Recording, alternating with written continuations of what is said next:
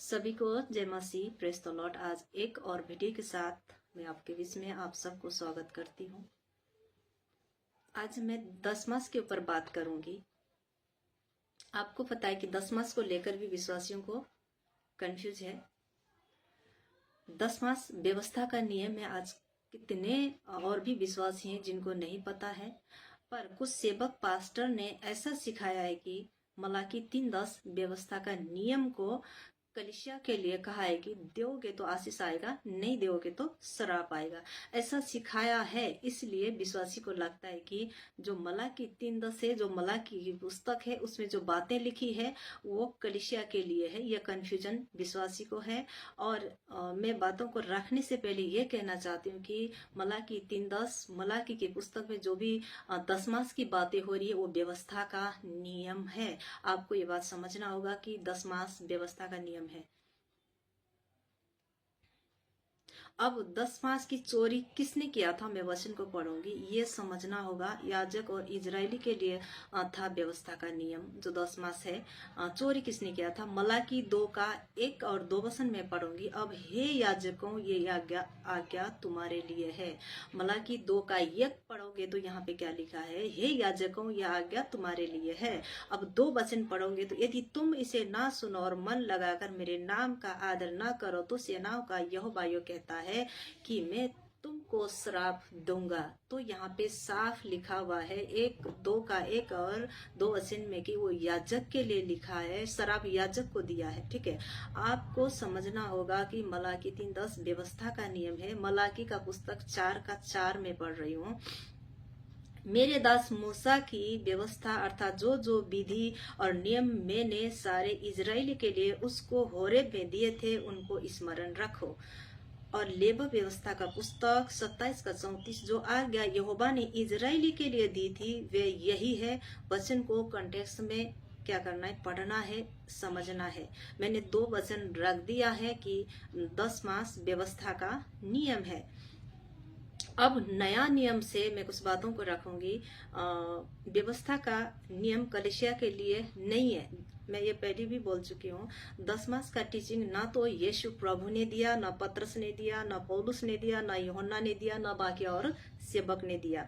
मत्ती 23:23 का कॉन्सेप्ट अलग है। उसको लेकर कमेंट बॉक्स में उल्टियां नहीं करना। अगर आपको समझ में नहीं आती है तो आप मैसेंजर में बात कर सकते हैं।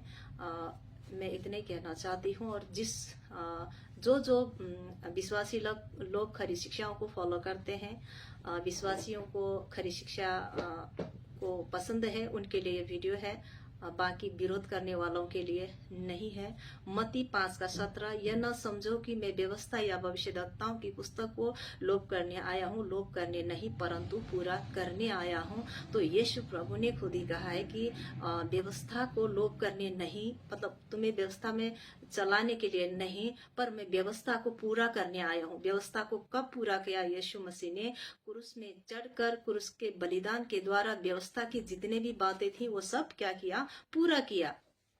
आपको खतना समझ में आती है, आपको बाकी और जितने भी 613 कानून है वो समझ में आती है। वैसे ही उनमें से एक कानून, व्यवस्था का कानून 10 मास है। ये विश्वासी को समझना जरूरी है। रोमी 10 का 4 क्योंकि हर एक विश्वास करने वालों के लिए धार्मिकता के निमित्त मसीह व्यवस्था का अंत है।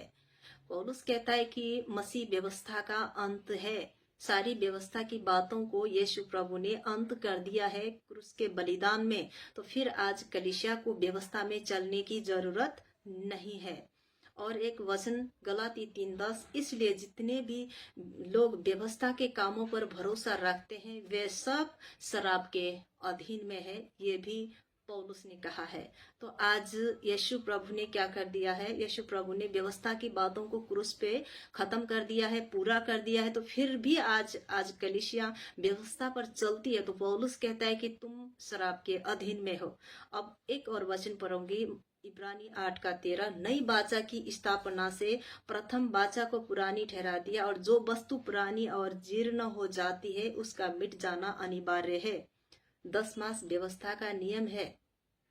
तो जितने भी व्यवस्था की बातें हैं वो पुरानी हो गई है, वो आज की कलीसिया के लिए नहीं है। कहने का मतलब ये है, अब ये बातें विश्वासी को समझ में आना जरूरी है और डरना नहीं है। जो शराब की बातें, जो चोरी की बातें हुई है मलाकी पुस्तक में, तो वो याजकों के लिए लिखी गई है, तो आज के कलीसिया के लिए नहीं लिखी है। जो 10 मास का नियम है, जो 10 मास है, वो व्यवस्था का नियम है।